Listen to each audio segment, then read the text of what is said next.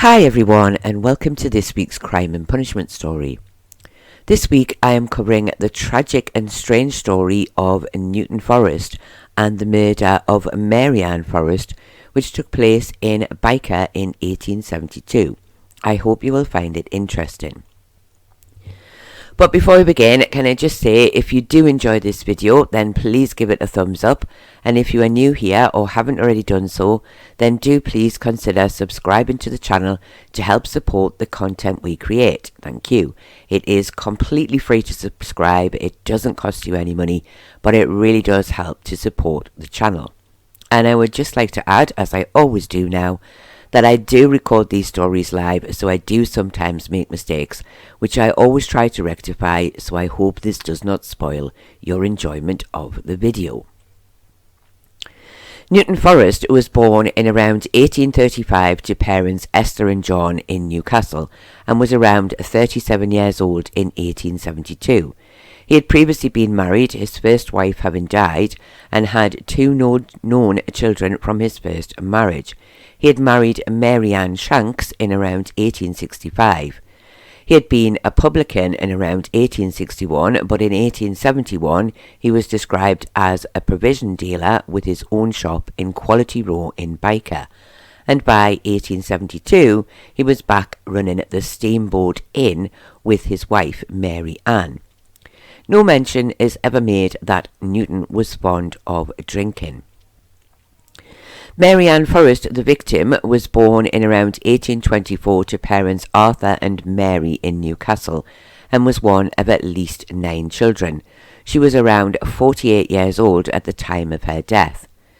It seems that Mary Ann had never married until her marriage to Newton in 1865, and had no children of her own.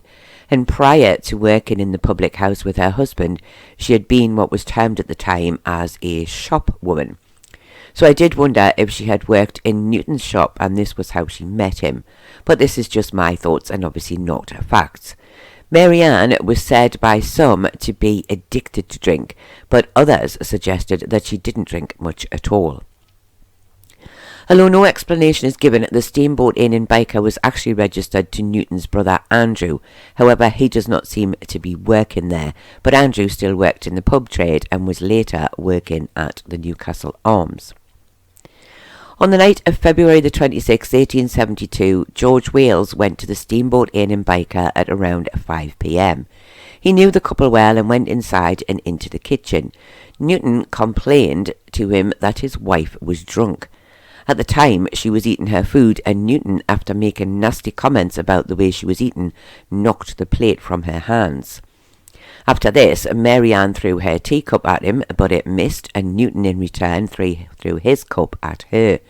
George felt that Newton was about to strike his wife, so he stood between them, and Mary Ann jumped up from her seat, and she seemed to trip and fall to the ground. After picking herself up, she went out into the bar, followed by Newton. George then heard a noise in the passage between the kitchen and the bar, and on going into the passage he found Mary Ann sitting on the floor. George spoke to Newton, telling him to stand back as he would not allow anyone to ill-use a woman in his presence. The three then went back into the kitchen, and Newton told Mary Ann to go upstairs out of his sight, and she then left. The following morning, Mary Ann was locked in her room, refusing to come out. Newton had no desire to see if she was okay, but he did shout out, asking her why she was not downstairs doing her job. Not long after this, Mrs. Bogue, the sister of Newton, arrived and was able to get into the room. She found Mary Ann in a very bad way, and it was thought that she was dying. Her stepdaughter Polly was told to take care of her. The following morning, Mary Ann was no better, and a doctor was sent for. And when Dr. McLaughlin arrived, he found Mary Ann insensible, unable to speak, and also suffering from paralysis in parts of her body. He treated her as best he could, but Mary Ann Forrest died on the 5th of March. It seems that the police had not been sent for after her death, but the doctor refused to give a death certificate, and this caused some great rumours in the area, with some saying that Newton had attacked his wife. And when this news reached the police, they immediately went to the couple's home and arrested Newton on the charge of causing the death of his wife. The inquest was held at the Talbot Inn in Byker before Coroner Hoyle. George Ringrose of North Shields said he had identified the body as being that of Mary Ann Forrest, the wife of Newton Forrest.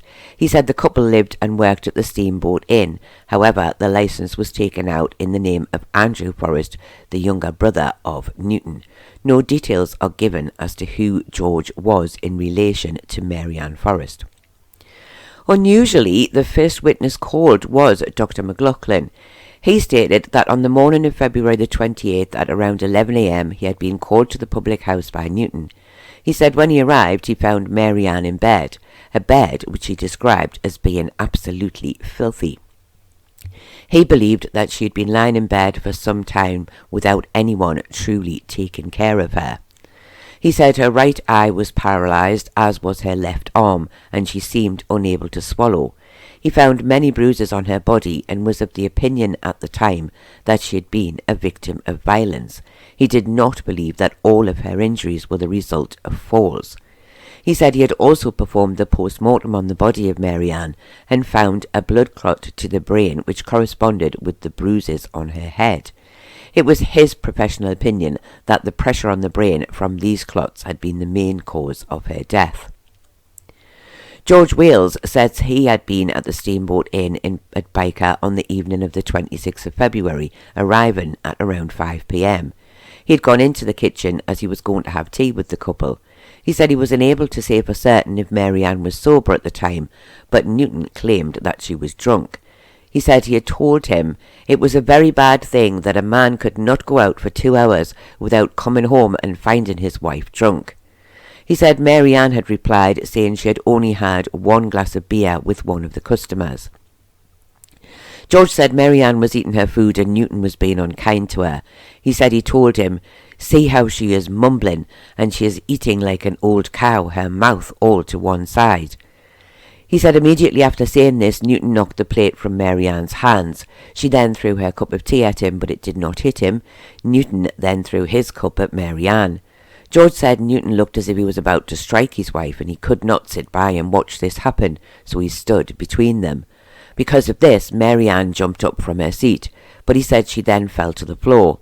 He did not know how she had fallen, as Newton had not been near her at the time. He said Mary Ann picked herself up and went towards the bar, and Newton followed her. He said he did not go out at first, but then he heard some strange sounds outside in the passage, so went out to see what was wrong. Mary Ann, he said, was on the floor, either kneeling or sitting, he was not sure, and Newton was standing a little way away from her. He felt that Newton had been the cause of her being on the floor, so he spoke to him, saying, "Stand back, Newton. No man shall ill-use a woman in my presence. You shall not ill-use your wife." He said they all then went back into the kitchen, and Newton said to Mary Ann, "Get out of my sight, go upstairs," and she replied, saying, "I'll go, Newton." And he said she left the room.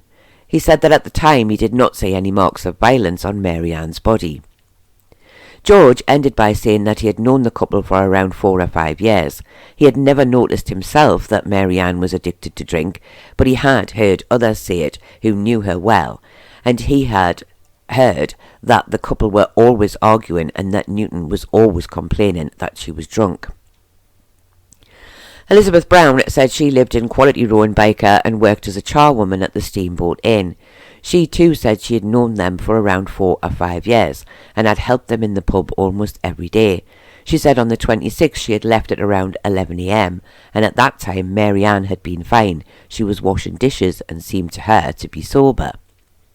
She had returned to the pub at around 7 a.m. the following morning and began her usual work. By 10 a.m. she went upstairs to look for Mary Ann. She said the door to her rooms was locked. She said the couple did not sleep in the same room. She knocked on the door and asked if all was okay and asked if Mary Ann was coming downstairs. She said she replied saying, "If you had had no sleep for a week, you would like a rest yourself." She said at the same time Newton came out of his bedroom and tried Mary Ann's door. When he found it was locked, Elizabeth said he swore at his wife and called her names, asking her why she was not downstairs. He then said he would break the door down, and Elizabeth told him not to, saying she would stay and speak to Mary Ann. She said this time Mary Ann said she would be down soon. She said Newton had some food and went out around 11 a.m, returning at around 12, but Mary Ann was still not downstairs on his return. Elizabeth said she asked him if he would try the bedroom door again, and he said he would not, and he would not let her open it either. And she said she told him that he'd better open it, as if there was anything the matter he might get wrong. He told her he did not care, as he had not done anything wrong. Elizabeth said she then told him that Mary Ann might be dead, and Newton told her, "I don't care if she is dead." Elizabeth said she sent Polly for her aunt, Mrs. Bogue, as she was still not able to get Mary Ann to answer the door. Mrs. Bogue arrived a short time later and went upstairs. She said Polly called for her a few minutes after this, and she went upstairs and found Mrs. Bogue on the sofa, with Mary Ann on the floor beside her. She said she was in a very bad way. She said they then put Mary Ann into the bed and went downstairs to tell Newton that they thought that she was nearly dead. He again replied that he did not care. Elizabeth said she went up again and asked Mary Ann how she was, but she did not reply. She said she then finished her jobs and went home. I must add here that I found it very odd that neither the aunt nor Elizabeth suggested that Mary Ann needed a doctor sooner, and just left her alone with only the young girl Polly to look after her. Elizabeth said she returned to the public house in Byker the next day and asked Newton how Mary Ann was, and she said he told her that she was very bad, poor soul. Elizabeth said he then asked her to go and see her and ask if she would like some food. She said she found Mary Ann still in bed. She asked her if she would like a drink, and she simply shook her head. She said that she had noticed Mary Ann had bruises on her face and body. She did know that the couple often argued, and she had seen Mary Ann the worse for drink on occasions. And when asked, she said she did not know who had inflicted the injuries on Mary Ann. She had not seen Newton attack her. Anne Bogue, who lived in Quality Row in Byker, said Newton was her brother. She said Polly had called for her to come to the pub on the 27th of February. She found the door to Mary Ann's room locked, but she forced them open and found her on the floor next to her sofa. She said she spoke to Mary Ann saying, "Oh dear, I thought you were dead," and Mary Ann had replied, "Oh no, I'm not dead yet." She said Mary Ann was in a very bad way and she helped her to get back into bed. She had noticed some marks on her face but thought she had got them from falling off the sofa onto the floor. She said she did not stay to take care of Mary Ann. Instead, she asked Polly to look after her.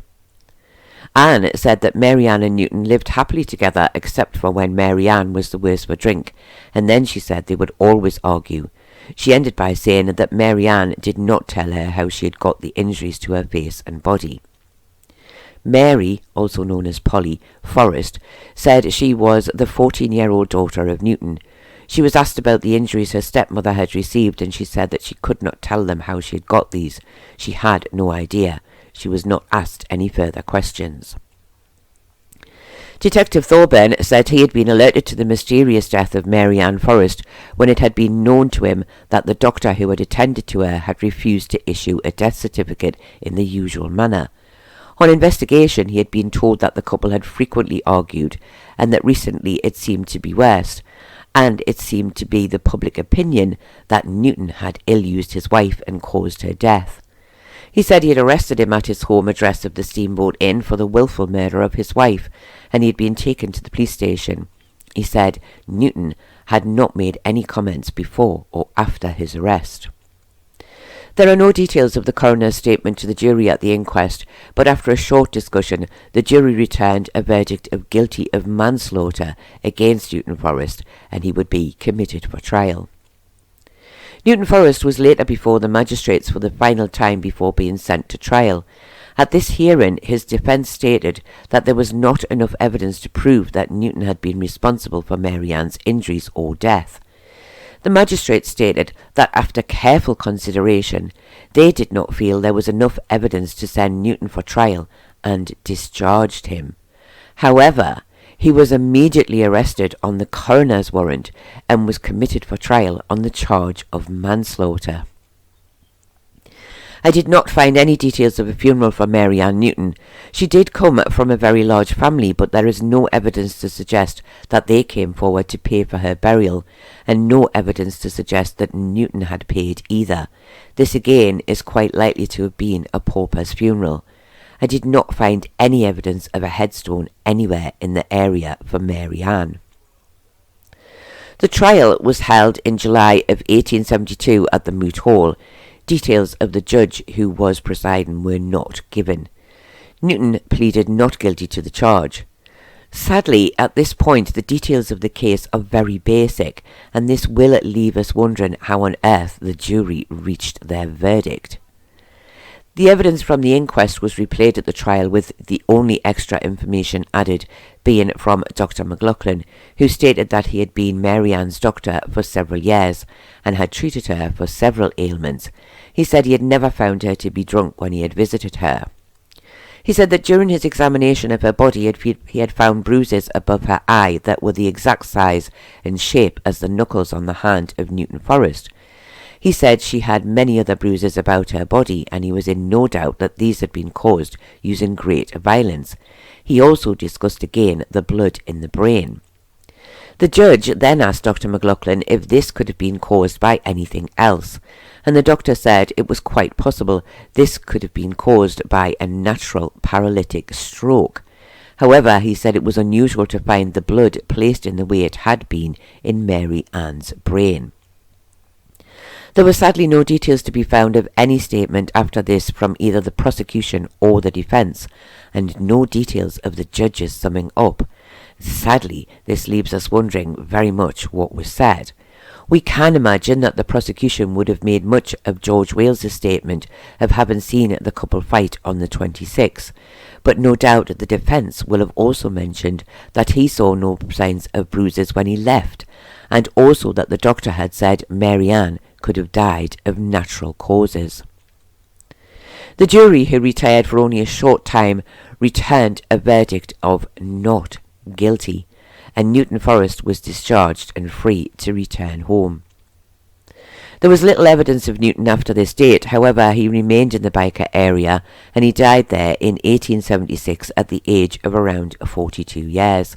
He left the sum of £100, which in today's money would be around £14,000, to his children from his first marriage, Thomas and Polly. I did not find any evidence of a headstone for Newton anywhere in the area.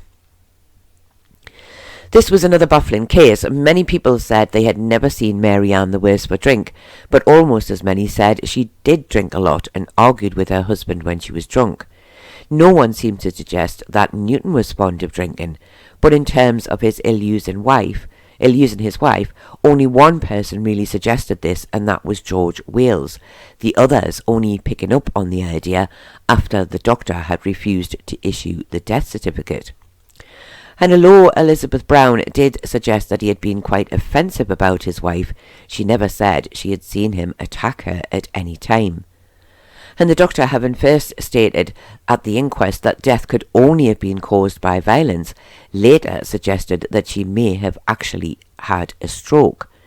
And this would have no doubt left the window open for the defence to suggest that Mary's injuries were caused by her falling after having a stroke, placing doubt in the minds of the jury as to Newton's guilt. Looking back at the evidence, there is also a small amount of detail to support this, as Newton said that his wife's mouth was all twisted, and she had also fallen, as stated by George Wales, with no apparent reason for her having done so. And it also seems that the prosecution did not have much evidence to support Newton attacking his wife. The magistrates had originally felt there was not enough evidence to go to trial, but the police had wanted to continue with the trial, so perhaps it simply is the lack of evidence that led the jury to find Newton not guilty. I have to admit that I don't know for sure in this case. Where paralysis was first mentioned when I was researching the story, my immediate thought was that she had had a stroke, and also the things mentioned earlier, the twisted mouth and the falling for no reason. But then I also had to think of the fact that George had said he'd seen the couple fight, and felt sure that Newton had hit his wife, so that did place a little doubt in my mind. And I have to say I feel it could be a little of both. Newton may have ill-used his wife, but she may also have had a stroke, and the result of both caused her death. I feel that based on the lack of evidence against Newton, the jury had no choice but to find him not guilty. But what do you think? Do you think there was any truth in the story that Newton had ill-used his wife for some time, or do you think his abuse ended at calling her names and being nasty to her? Do you think some of the evidence points towards Mary Ann having suffered a stroke? Do you think that Newton should have been found guilty of her manslaughter, or do you think the jury was right to find him not guilty? Do please let me know your thoughts in the comments below. I do hope that you have found this sad, tragic and mysterious story interesting, and I do thank you all very much for watching, and I do hope to see you all again very soon.